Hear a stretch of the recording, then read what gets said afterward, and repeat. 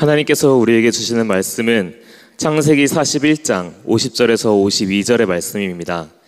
제가 보는 성경으로 구약 65쪽입니다.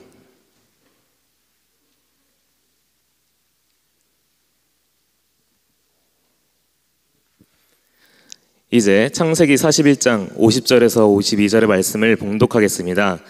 다 함께 일어나셔서 하나님의 말씀을 경청하시기 바랍니다. 흉년이 들기 전에 요셉에게 두 아들이 나되 곧 오네 제사장 보디베라의 딸 아스낫이 그에게서 낳은지라. 요셉이 그의 장남의 이름을 므낫세라 하였으니 하나님이 내게 내 모든 고난과 내 아버지의 온 집 일을 잊어버리게 하셨다 하미요.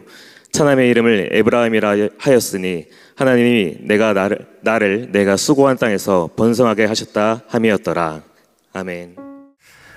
사진, 오늘 설교를 시작하면서 사진 한 장을 함께 보면서 시작하고 싶습니다. 첫 번째 사진은, 이 사진을 농구를 좋아하는 청년들은 보면 바로 압니다. 누구의 신발인지. 나만 아는 거예요? 네, 요즘 농구를 좋아하는 청년들은 많진 않지만 농구를 좋아하는 사람은 이 신발을 보자마자 이게 누구의 신발인지 금방 압니다. 첫 번째 사진은 경기 때마다 신고 나가는 언더아머라는 메이커 브랜드가 있죠. 커리의 시그니처 신발입니다. 옆면에 적혀 있는 손글씨, 직접 손으로 쓴 I can do all things라는 빌립보서 4장 13절을 뜻하는 문구가 적혀 있습니다. 두 번째 사진은 2015년 NBA 정규 시즌 MVP를 시상하고 거기서 트로피를 받고 있는 스테판 커리의 모습입니다. 여러분, 커리는 NBA 농구 선수였던 델 커리 아버지의 아들이었고 중학생 때까지 신장이 160도 되지 않는 왜소한 체격이었습니다. 농구 선수를 꿈꿨고 그리고 아버지를 따라 NBA 선수가 되겠다라는 꿈이 있었지만 키가 크질 않았습니다. 고등학교 1학년 때는 슈폼이 안 맞다는 이유로 감독이 벤치로 보내서 계속 벤치 멤버로 활동했습니다. 대학의 스카우트들은 리그에서 통할 몸이 아니다 라고 하면서 고개를 저었다고 합니다. 실제로 그는 아버지에게 이제는 농구를 포기하고 싶다 라고 울면서 말한 적도 있었습니다. 그때 어머니 소냐 커리가 이렇게 스테판 커리에게 격려했습니다. 하나님이 내게 주신 재능을 네가 포기할 수는 없다라고 격려했습니다. 커리는 슈폼을 처음부터 다시 배우며 그때부터 매일 새벽에 나와서 체육관에서 슛 연습을 하기 시작했습니다. 그리고 한 발짝 더 코트 뒤로 물러나서 2m 정도 더 먼 거리에서 슛 연습을 반복하기 시작했습니다. 그 시간이 훗날 커리의 3점슛 시대를 연 계기가 되었습니다. 2015년 커리는 129표 중에 100표를 받으면서 NBA 정규 시즌 MVP로 수상되었습니다. 그 이후에도 커리는 계속 최고의 자리를 지키고 있습니다. 트로피를 들어 올리는 순간 그는 이렇게 실제로 연설하면서 이야기했습니다. 모두 앞에서 무엇보다 먼저 나의 주 예수 그리스도께 감사를 돌립니다. 지금 내게 주신 재능과 건강, 팀 동료까지 모두 하나님의 은혜입니다.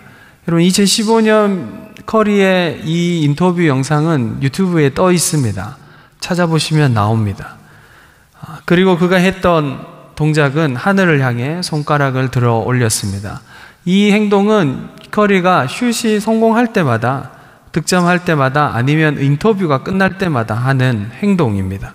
이 행동의 뜻은 영광은 위에 계신 분께 라는 뜻으로 본인이 늘 그런 고백으로 하고 있습니다. 커리는 매 경기 농구화에 빌립보서 4장 13절을 적는다고 합니다. 그는 ESPN 인터뷰에서 이렇게 밝혔습니다. 이 구절은 내가 경기에 나서는 이유이자 패배에도 무너지지 않는 정체성의 근거입니다 라고 이야기했습니다. 이 이야기를 들으며 한 가지 중요한 사실이 저는 떠올랐습니다. 사람은 결국 자기 인생을 어떻게 바라보고 어떻게 해석하며 그렇게 해석한 사람들이 살아가는, 어떻게 해석하는지에 따라서 자기 인생이 결정된다라는 것을 알게 되었습니다. 우리에게 일어나는 일은 중요한 것이 아니라 그 일을 어떻게 해석하고 받아들이냐가 우리의 삶의 방향을 결정합니다. 늘 상황은 일어나고 문제는 일어납니다. 우리의 한계는 늘 결정되어 있고 그 한계를 어떻게 받아들이고 우리는 그것을 어떤 태도로 취할 것인가는 우리가 결정하는 것입니다. 누구는 실패 앞에서 인생 전체를 포기합니다. 어떤 사람은 성공 앞에서 자기 자신이 주인인 것처럼 살아갑니다. 또 어떤 사람은 평범한 일상조차도 하나님의 선물로 누리며 살아가는 것이죠. 그 차이는 각자가 자기 삶을 어떤 이야기로 해석하고 있느냐에서 비롯됩니다. 누군가는 내가 이뤘다 라고 이야기하고 또 누군가는 누가 내 인생을 망쳤다 라고 다른 사람의 이유를 찾기도 합니다. 또 어떤 사람은 하나님이 나를 여기까지 인도하셨다 라는 이야기로 자신의 인생을 정리합니다. 우리는 지금 요셉이라는 한 사람의 삶을 매주 따라가고 있습니다.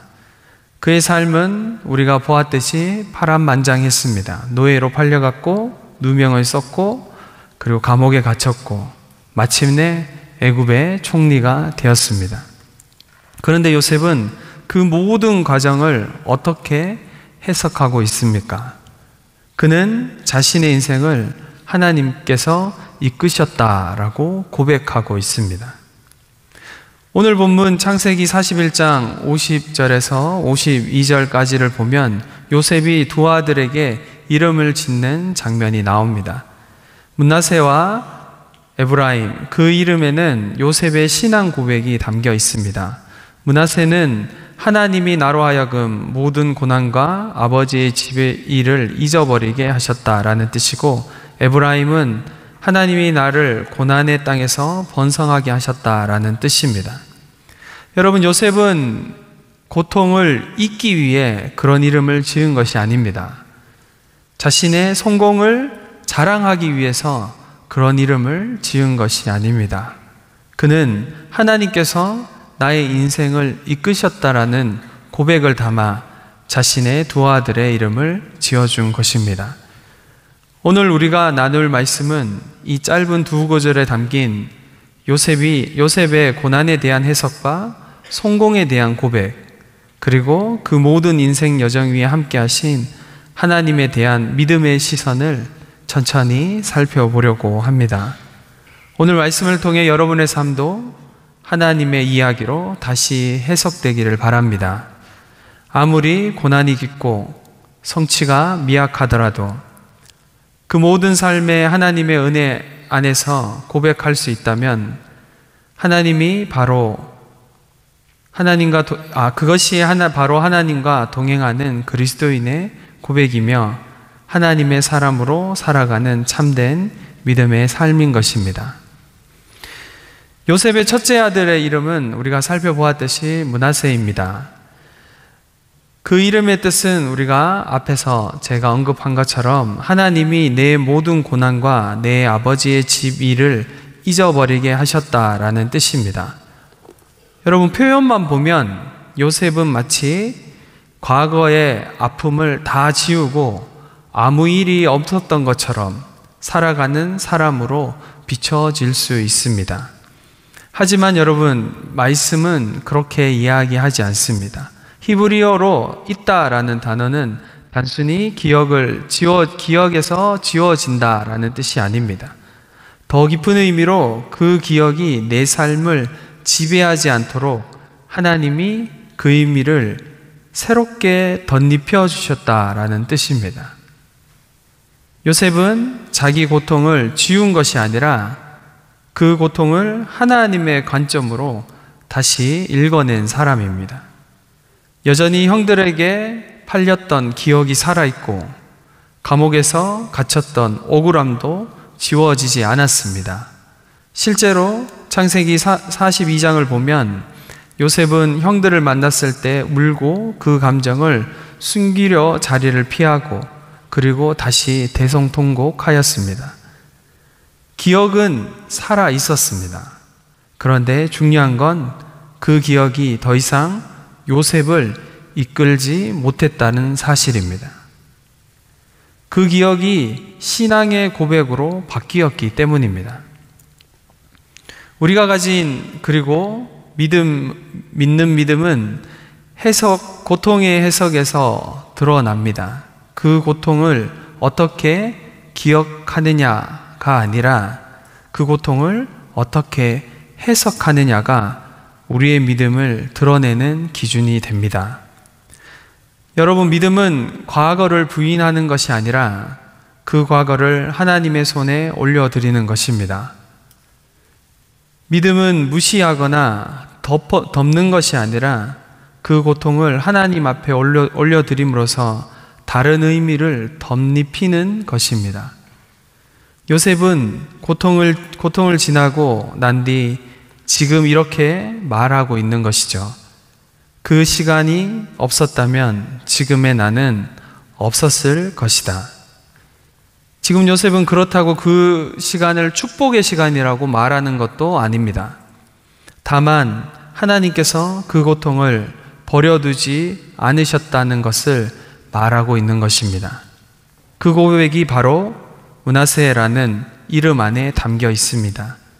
그건 단지 나는 이제 과거를 잊었다라는 선언이 아니라 그 고통이 내 삶을 정의하지 않는다.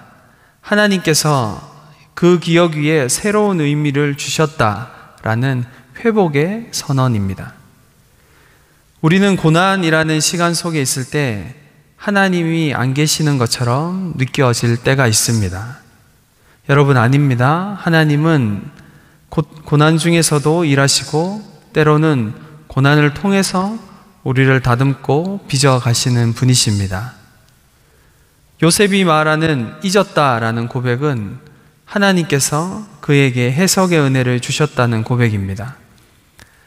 자신을 괴롭히던 과거를 하나님의 계획 안에서 다시 해석할 수 있는 눈을 주셨다는 의미입니다. 내가 감당할 수 없던 시간을 지나 하나님께서 그 시간 위에 은혜를 덧입히셨다는 증거로 므낫세를 안고 하나님을 향해 지금 요셉은 고백하고 있는 것입니다.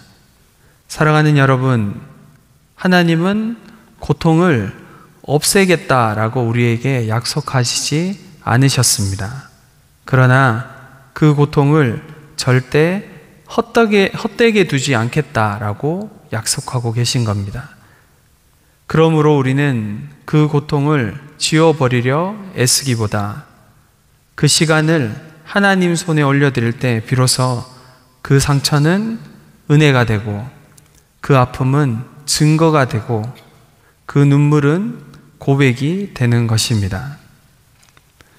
지금 여러분의 마음속에 남아있는 그 고통, 그 아픔, 그 상처, 혹시 여전히 여러분의 삶의 정의가 되고 있지는 않습니까? 여러분의 정체성이 되고 있지는 않습니까? 그 기억을 외면하지 마시고 하나님께 올려드리시길 바랍니다. 믿음으로 해석될 수 있는 은혜를 간구하시기 바랍니다. 그리고 오늘 그 해석의 은혜로 하나님의 이름을 부르는 우리 모두가 되기를 바랍니다. 다음으로 요셉은 둘째 아들의 이름을 에브라임이라고 짓습니다. 에브라임의 이름은 하나님이 나를 내가 수고한 땅에서 번성하게 하셨다라는 뜻입니다. 고통을 지나온 자의 고백치고는 꽤 놀라운 고백입니다. 왜냐하면 요셉은 애굽에서 번성했기 때문이죠. 그러나 여러분, 애굽은 그에게 어떤 땅이었습니까? 자신의 의지와는 전혀 상관없이 끌려온 땅이었고 자유도 명예도 다 잃어버렸던 노예의 땅이었습니다. 그런데 요셉은 지금 그 땅에서 내가 수고한 땅이라고 부르고 있습니다. 애굽 땅을 그냥 억울한 고통의 자리, 억울한 자리, 상처의 자리 그렇게 부르지 않고 수고한 땅이라고 부르고 있는 것이죠. 그 땅을 부를 때 그렇게 부르는 이유는 그가 감사와 수고의 자리로 그 땅을 해석하고 있기 때문입니다. 이 해석이야말로 하나님이 주신 은혜입니다. 여러분, 우리가 인생을 살다 보면 내가 선택하지 않은 땅, 내가 원하지 않았던 자리에서 머물러야 할 때가 있습니다. 그런데 그 자리에서 도망치지 않고 믿음으로 씨를 뿌리며 눈물로 견디며 하나님을 바라보는 사람에게 하나님은 반드시 열매를 허락하십니다. 하나님이 나를 번성하게 하셨다. 이 말은 내가 성공했다는 선언이 아닙니다. 하나님께서 나를 회복하셨다라는 고백입니다. 열매는 반드시 세상의 성공이나 숫자만으로 설명되지 않습니다. 열매는 오히려 눈물로 기도했던 자리에서 감사의 고백이 흘러나오는 것입니다. 사랑하는 여러분, 믿음의 사람은 열매를 평가하는 사람이 아니라 열매를 해석하는 사람입니다. 애굽 땅은 여전히 나그네로 머물고 있는 땅이고 요셉은 여전히 고향으로 돌아가지 못했습니다. 그럼에도 불구하고 그는 에브라임이라는 이름을 통해 하나님이 주신 회복의 은혜를 지금 노래하고 있습니다. 이것이 그리스도인의 신앙입니다. 현실이 온전해졌기 때문이 아니라 그럼에도 불구하고 하나님께 감사하고 있습니다. 하나님께서 함께 하셨기에 그 자리는 감사로 바라볼 수 있는 것. 믿음은 환경을 바꾸기 전에도 그 자리를 하나님의 은혜로 해석할 수 있는 능력입니다. 그리고 그 해석이 바로 우리의 고백을 고통에서 열매로 바꿔주는 것입니다. 그러므로 사랑하는 청년 여러분, 지금 내가 있는 이 자리가 비록 내가 원하지 않았던 자리일지라도 하나님이 허락하셨다면 그 자리도 수고할 가치가 있는 땅입니다. 하나님은 그 땅을 버려두지 않으십니다. 믿음으로 견디는 이에게 반드시 에브라임의 열매를 맺게 하시는 분이 우리 하나님이십니다. 그러니 낙심하지 마시기 바랍니다. 환경이 아니라 하나님을 붙드는 자는 반드시 회복의 열매로 하나님을 찬양하게 될 것입니다. 이제 말씀을 정리하겠습니다. 사랑하는 청년 여러분, 요셉의 인생은 하나님께 붙들린 해석의 인생이었습니다. 그는 고난을 잊은 것이 아닙니다. 오히려 기억 위에 하나님의 손길을 덧입혀 그 고통을 믿음의 고백으로 바꾸어 갔습니다. 므낫세는 과거를 부인하는 선언이 아니라 내 인생을 정의하던 기억들이 이제는 하나님 안에서 다시 쓰여졌습니다. 라는 해석의 고백입니다. 에브라임은 풍요의 삶을 누렸다는 자랑이 아니라 내가 원치 않았던 그 땅에서도 하나님은 나를 외면하지 않으셨고 눈물 위에 열매를 맺게 하셨습니다. 라는 감사의 노래였습니다. 우리는 요셉처럼 높은 자리에 오르지 않을 수도 있습니다. 하지만 요셉처럼 믿음으로 해석할 수는 있습니다. 우리에게도 므낫세의 고백이 필요합니다. 지워지지 않는 기억, 버거운 감정들 위에 이것이 나를 무너뜨리는 것이 아니라 하나님이 나를 이끄셨다는 증거입니다라는 고백, 그런 고백으로 해석의 은혜로 하나님 앞에 나아가시기 바랍니다. 우리에게도 에브라임의 노래가 필요합니다. 지금 내가 있는 이 자리도 하나님의 계획 안에 있고 내가 수고한 이 땅에 하나님은 반드시 열매를 주신다는 믿음의 시선이 필요합니다. 여러분, 세상은 아픈 기억을 이끌어 자신의 정체성을 흔듭니다. 너는 그런 사람 아니잖아. 너는 실패했잖아. 너는 상처 입은 사람이잖아. 그런 말로 우리의 정체성을 흔들고 있습니다. 하지만 그리스도인은 그렇게 말하지 않습니다. 그리스도인은 나는 여전히 기억하지만, 여전히 아프지만, 이제 그 기억은 나를 붙들지 못한다. 왜냐하면 하나님이 나를 해석하셨기 때문이다. 믿음이란 과거가 정의하는 삶이 아니라 하나님의 음성을 따라 내 인생을 정의받는 삶입니다. 여러분은 지금 어떤 기억을 품고 살아가고 있습니까? 그 기억이 여러분을 아직도 붙들고 있지는 않습니까? 그 고통의 순간들을 하나님께 올려드리고 있습니까?